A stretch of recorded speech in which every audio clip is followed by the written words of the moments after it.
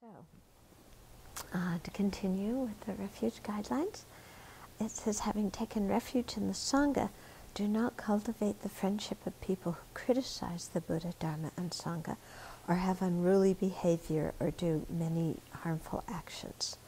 By becoming friendly with such people, you may be influenced in the wrong way by them. However, that does not mean you should criticize or not have compassion for them. Okay?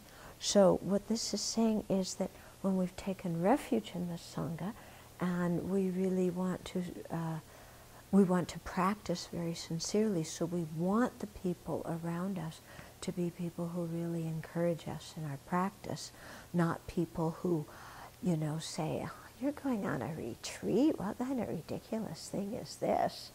Or you want to be a monastic? That's just because you can't face reality. Or, you're taking refuge in Buddha, Dharma, Sangha. Buddha's just a human being. How can he lead you out of suffering? Or what is this weird Eastern trip you're on? Are you just trying to escape reality? Or so we can meet people who throw those kind of things our way. Or we can meet people who have very uncontrolled behavior, who lie a lot, who talk behind other people's back, who criticize others, who are, kind of cheat and, have very minds with a lot of coveting. And so if we hang around either of those people, either the ones who don't appreciate our spiritual practice or the ones who do negative actions, we're going to be influenced by them. We're just kind of ordinary, regular people. We're not, arhats or aryas yet, so we are easily influenced by peer pressure. That's why our parents, when we were little, told us not to hang around people who took drugs, as they were afraid we would take drugs and drink, just like our friends. So it's the same here, So the idea is that we don't want to make best friends with these people, because then what they say will influence us, because if we like them, we want to be accepted by them. We don't want to contradict them. We don't want to stir up trouble. And so then we're adversely influenced. And that's very harmful to our practice, and, will lead us really down the wrong path and lead us into creating a lot of negative karma. On the other hand, we shouldn't say, oh, these people are terrible and awful and they're the devil and I'm not going to associate with them, because that's certainly not very kind and compassionate. And some of these people may be our family, who knows, So we need to have an attitude of kindness and compassion for them, but not become really close so that our mind is adversely influenced by them. Okay?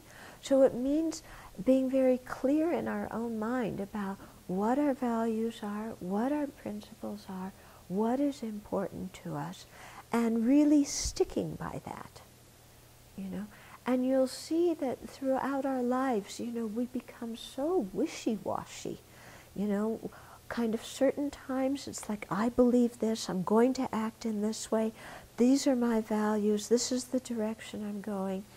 And then some small situation comes up, and immediately we're on the other side of, oh, I want to do this, I've got to do this, I'm not sure if I really believe in that, maybe I really believe in this, oh, I can't follow the Dharma because everybody else wants me to do this.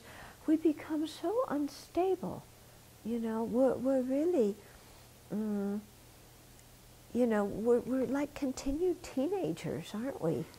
When we were teenagers, our parents looked at us and said, you're not thinking real clearly, kid, don't make a lot of decisions because you're all over the place with your emotions, I love them, I hate them, I love them, I hate them, But did we ever really grow out of that? Yeah? So, and this is because our minds are under the influence of afflictions. So when we're clear, we're clear, but an affliction enters the mind and we immediately believe what it says. Our wisdom goes out the window. Yeah? And we say, Sergeant Affliction, I salute you, I bow down, whatever you say, I will do. you know? And we just follow the affliction. It runs our life.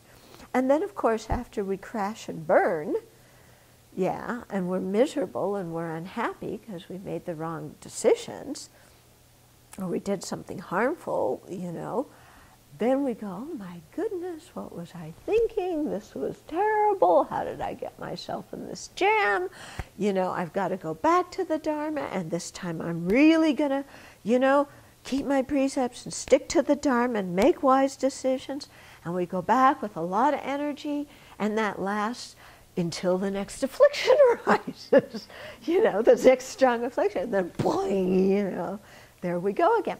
So this is why it's so important to hang around good people, you know, and make friends with Dharma people, because those people, you know, if an affliction comes in our mind, will say to us, you know, kiddo, you're under the influence of affliction.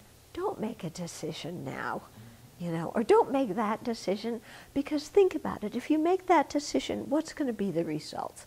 Where are you going to go? What's going to happen? Is that really where you want to be? You know, and so a good friend will question us in this way. A good friend won't just say, yeah, do whatever you want, sounds fine. You know, a good friend will question us. But of course our ego mind doesn't like being questioned, does it? Our ego mind says, well, I know very good and well what's fine for me. I've been making my own decisions since I was 16 and knew it all, so don't tell me what to do. Good, because you're not a good friend, because you're not agreeing with what my ego says. And, you know, and we throw our good friends out the window when they're only trying to help us. Yeah? So this is, you know, really why we have to, you know, think clearly, see, you know, hang around the Sangha, be with good friends, and listen to them when they help us, instead of, you know, just saying you don't know what you're talking about simply because they're challenging our affliction. Okay? And also, if we're going to be good friends to other people, we should challenge their afflictions. You know, if our friend is angry and acting out of anger, if they're attached and acting out of attachment, and we just let them do it, are we a good friend? No. But that doesn't mean that we have an afflicted mind and with our own affliction and our own agenda go challenge them. That's not so good, because then we're not thinking very clearly either. Yeah? But when we get our own preferences and agenda out of the way, really to be a true friend is to say to somebody, you know, in a polite way, you know, check again. Something else is going on. You need to look a little bit deeper here. Okay? And so similarly, when other people say that to us, to really see that they're our good friends and they wish us well and listen to